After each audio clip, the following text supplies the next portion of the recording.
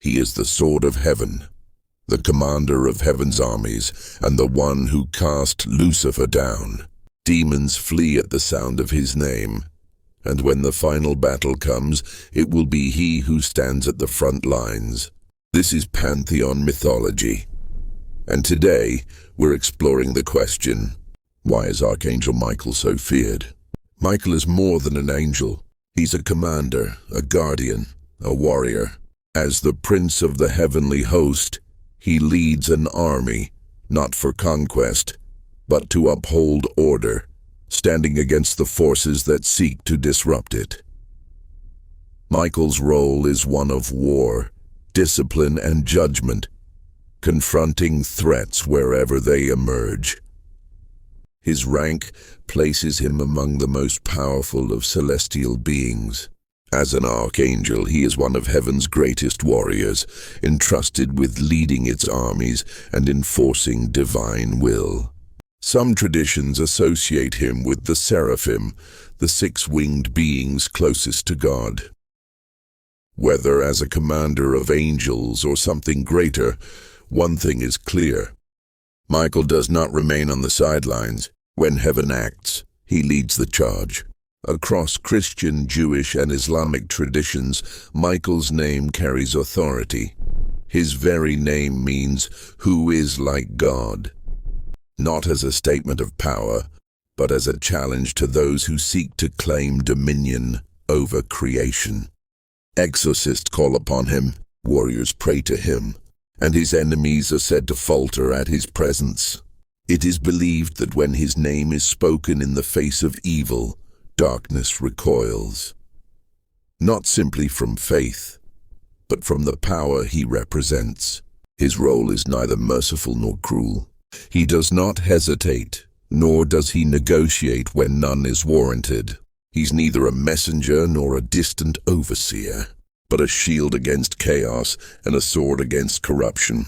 And that is why, when war threatens the balance of heaven, there is no angel the forces of darkness fear more. Michael's strength is not just in his command over heaven's armies, but in the battles he has fought among them. None were greater than his war against Lucifer.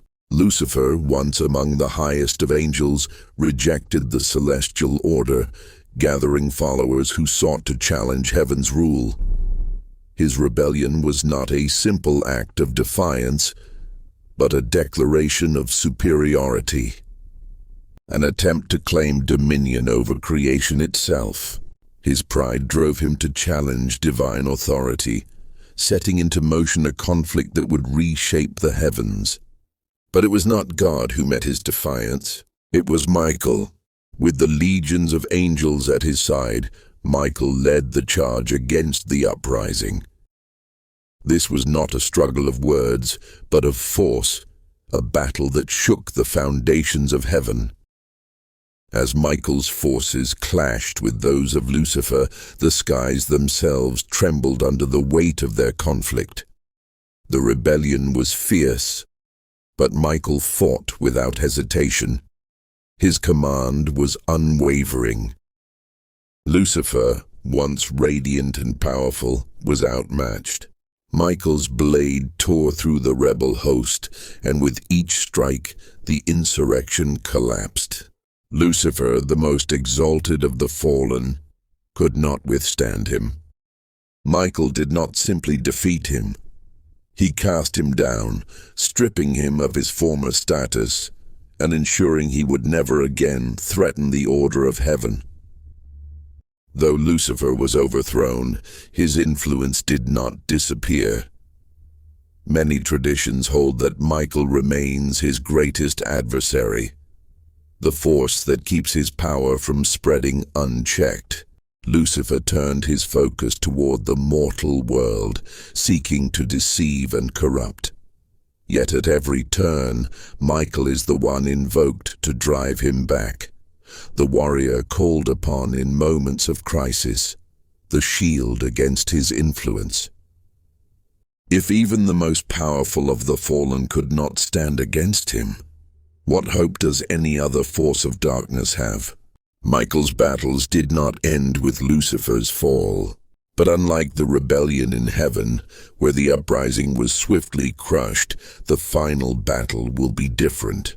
This time, the conflict will not be limited to the celestial realm, but will encompass all of creation. Many accounts describe an apocalyptic war where the forces of darkness make their last stand. This is not just another battle, but a decisive confrontation foretold since the beginning of time. Michael will not just lead heaven's forces, he will be the one to decide the outcome. Some traditions hold that he will personally subdue Satan, binding him in chains and casting him into the abyss of eternity. His role is not just that of a warrior, but of an instrument of final judgment.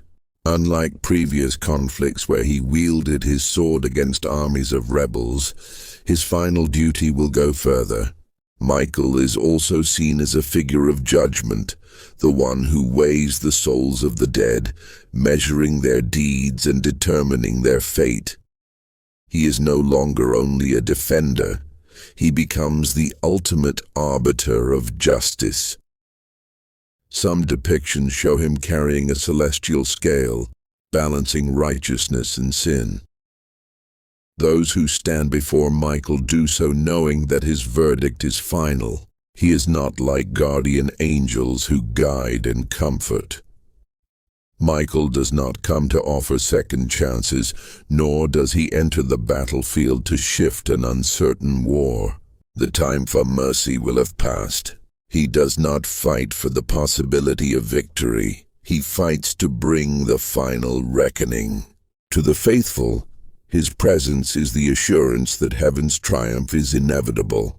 To the wicked, he is the force that ensures they will never rise again. Michael is far from the gentle, ethereal figure often associated with angels. He is a warrior, a being of immense power whose presence commands rather than comforts. Unlike angels of mercy or guidance, Michael exudes an overwhelming intensity, one that demands obedience. He does not watch from a distance. He enforces the order of heaven with unwavering authority. He is almost always depicted as armed for battle. Many accounts describe him wielding a flaming sword, a weapon said to cut through corruption itself. Others portray him with a long spear, to strike down demons with precision, or chains, to bind the forces of darkness so they may never rise again. These are not just symbols, they are tools of war, each serving a purpose in his eternal struggle against chaos. His appearance reflects his nature. Many traditions describe him as an awe-inspiring figure, radiating light so powerful it blinds those who look upon him. Clad in celestial armor, he shines with an intensity that is both magnificent and terrifying. Some say that those who encounter him experience overwhelming fear, unable to move under the weight of his presence. To those who oppose him, he is not just a warrior. He is the embodiment of judgment. Michael's role shifts across different religions, but his power and command remain constant. In Christianity, he is the supreme commander of heaven's armies, the one who cast Lucifer down and who will lead the final battle against evil. His role as a warrior is unparalleled. He does not merely defend, he secures victory. In Islam, he is known as Michael, the archangel associated with the elements, sustenance, and divine rewards. Some interpretations suggest he controls the forces of nature itself, maintaining balance in the world. Unlike Gabriel the messenger, or Israfil the angel of the final trumpet, Michael's power is tied to the fundamental workings of existence. In Judaism, he is the protector of Israel, a guardian against demonic forces, and the one who intercedes on behalf of the righteous. He is described as the great prince who watches over God's people, shielding them from supernatural threats. Some accounts also associate him with guiding souls to the afterlife. While Michael is known as a protector, there are also stories where he brings fear even to mortals. Some accounts depict him not only as a warrior, but as an executioner of divine judgment. In times of great sin, Michael is said to be the one who delivers punishment. Legends describe him as the one who ends the lives of the wicked, ensuring they receive the full weight of justice. In these stories, there is no offer of repentance, only judgment. So why is Michael so feared? He is heaven's mightiest warrior, the unyielding force that stands between order and chaos. He does not bargain, nor does he waver in the face of opposition. When Lucifer defied the heavens, it was Michael who led the charge. When the last war begins, it will be Michael who stands at the front, ensuring that darkness does not prevail.